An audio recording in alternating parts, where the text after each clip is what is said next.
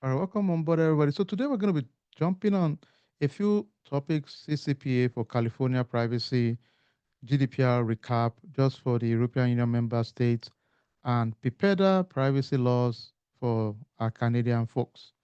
So before we started, remember again our journey so far. We started this journey by talking a little bit about the foundation of IT in general, those basic terms that are used out there. We also use the home network as a use case and said, if we are protecting a home network, what are those key things we need to think about? We talked about password management, identity access management, multi-factor authentication. We talked about guest ID. We talked about cloud security, application, database, network. Then we sneaked into some of those key elements in cyber. We talked about confidentiality, integrity, availability, and non-reputation. Then some of us even said we can use that as a framework when we are doing comparison. Then we sneaked in to say, okay, what about those core areas in cyber as a whole? We talked about asset management, the assets we have, how do we make sure we manage those assets? We talk about vulnerability management to check for vulnerabilities in those assets. We talk about identity access management on how do we grant access to those assets. So we're talking about things like role-based access, multi-factor authentication, principle of least privilege, meaning just give people access to only what they need. Then we talk about threat intelligence. We talk about endpoint devices. Then we sneaked into building policies, procedures, guidelines within the cyberspace. Then we went in to talk about the different frameworks out there and standard. We talk about NIST 800 and 853 for privacy and security, 861 for supply chain, 830 for risk assessment. Then we have the CSF 2.0, which we touched all of those. Then we also sneaked into building incident response and we said we mapped that to, okay, let me see, let me test you guys knowledge. What is our needs framework for incident response? Let's see whether you guys are paying attention. Let's go. Feel free to type it. Which one is for incident response, real quick? Awesome. All right, you guys are paying attention. Awesome. Okay. Then we talk about 861 for incident response. That's awesome. Okay. Then we sneaked in and said, okay, let's talk about actually building risk assessment. We talk about the risk, the threat, the risk, the likelihood, the impact, the overall risk in your organization also. Then we sneaked in, thank you, Paul. Paul hit the nail. 61 revision 3. That is awesome. Paul, you deserve a margarita. That's good. You went further. So then we sneaked in to say, okay, for most organization, we need to think about the third-party risk. It's a big deal. We did a third-party vendor comparison. We selected the right vendor based on certain criteria. Then we sneaked in also to talk about reviewing TPRM programs, third-party risk management program, identifying the gap, mapping them to framework also. Those are projects we worked on. Then we also went further to talk about data privacy, privacy impact assessment, data protection impact assessment, and data security also. Then let me see what else. Did I miss anything? Let me see. Did I miss anything? Feel free to refresh me there.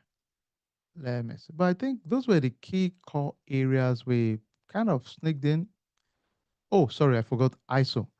Haha, love it.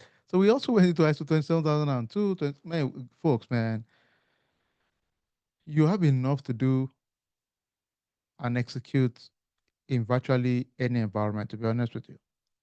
That's the honest truth. Doesn't matter what you feel about this. You have enough to go execute in any environment.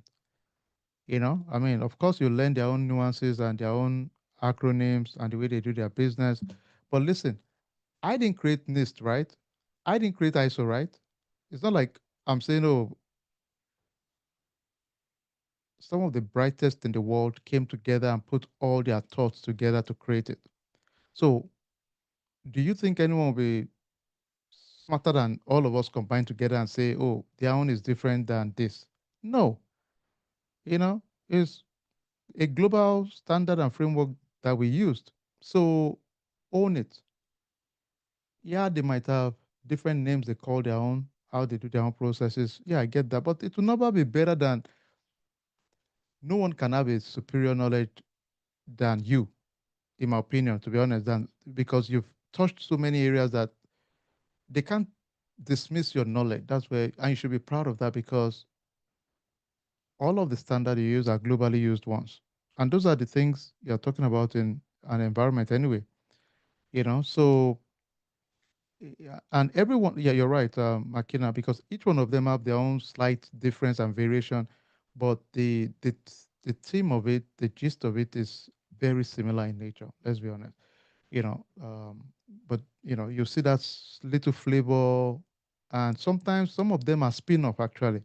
So they spin off from certain areas and just extract what is relevant, so it's more targeted. So I mean, feel good about it.